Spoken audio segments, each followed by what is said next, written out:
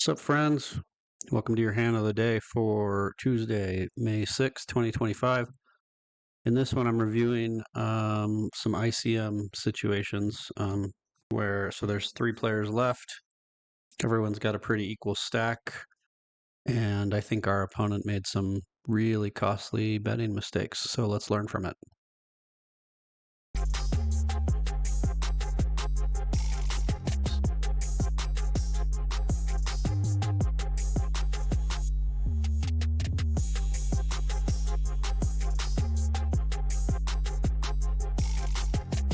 All right, here we go.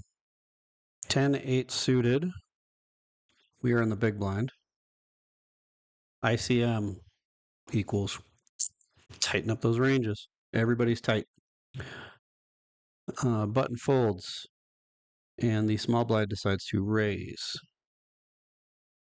which is fine. 2.5 would be a better raise. They went to 3. No big deal. And we're obviously going to call with all of our suited stuff, and then we got some raises here as bluffs. We're calling this combination 10-8 suited. Okay, flop is 9-8 king, 2 clubs. So, got a pair, got a backdoor flush draw, got a backdoor straight draw. Could be worse. Note that the villain covers us, so we are now at risk. We're the short stack. So I think on this board, they can do some betting, but they should be doing a decent amount of checking. And GTO Wizard agrees. Some of you are saying, why would this be a board you would mostly check? Well, I think it's mostly a check. 1, because of ICM, so you're just going to play tighter in general. 2, because that is a really dynamic board. What if a 7 comes off? What if a 10 comes off? What if a jack comes off? What if a club comes off? A spade? You're not feeling great about a lot of cards that come out of the deck. So if I was that person, I would be proceeding very cautiously. And then they're betting with, you can see they're betting, if they do decide to bet, they're betting large. And they're betting with top pair mostly. And then they've got some draws that they're going to bet with, gut shot draws, stuff like that. But be careful.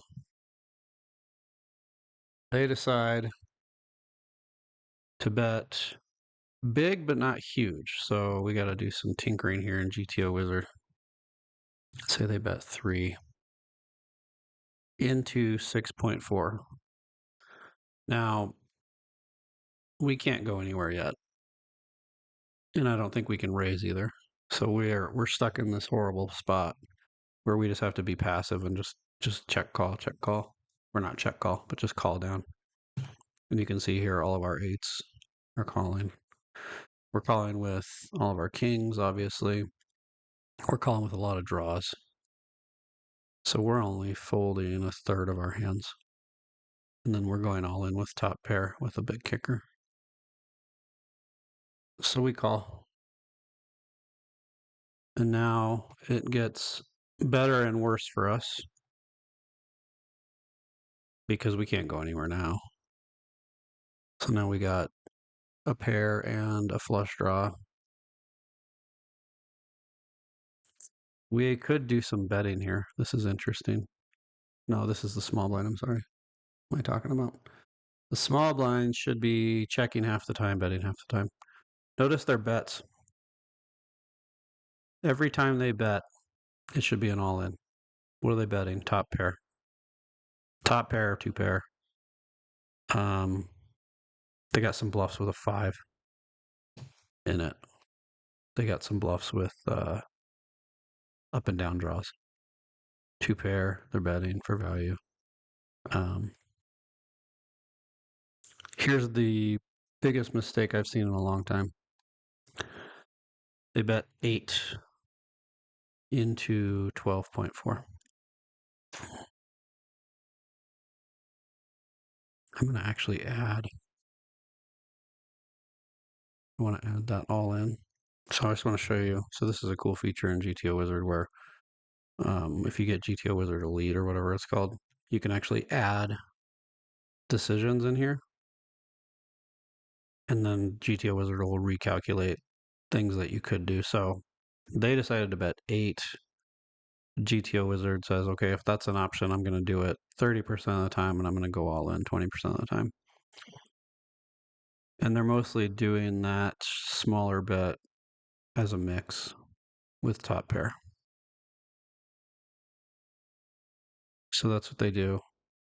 And now we are not going anywhere. There's no way we're going anywhere.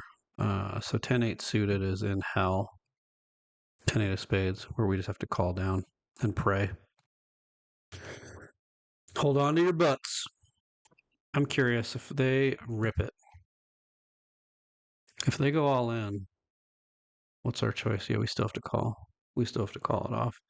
So they're in a tough spot because no matter what they do here, we're priced in and we're sticking around, right? And so now we BINK trips. And now you can see again our opponent with mostly top pair is going all in, over pair, all in, all in, all in, all in. Opponent decides to check. Okay. It just gets weirder and weirder. Well, now I'm putting all the chips in, obviously. If they have like pocket kings, pocket nines, pocket fives, we lose. We lose, and what are you gonna do? What else beats us? 6-7. They don't have 6-7. But if they had it, we lose. Whatever. So we rip. And our opponent has played this hand very bizarrely. Calls it off.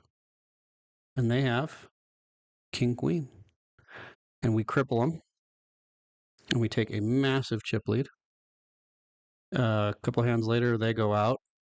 And then one hand of heads up, and we win the tournament. So that was a big one.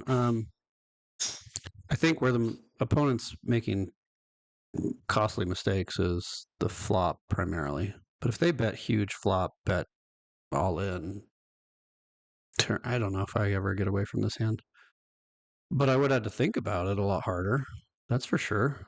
But they priced me in, especially on the flop. So maybe there's some learnings there in terms of like if you're the villain with a huge hand on a very dynamic flop, if you are going to bet, you better bet large with the goal of not letting somebody suck out on the river like I just did. All right, y'all. We will stop there. See you tomorrow.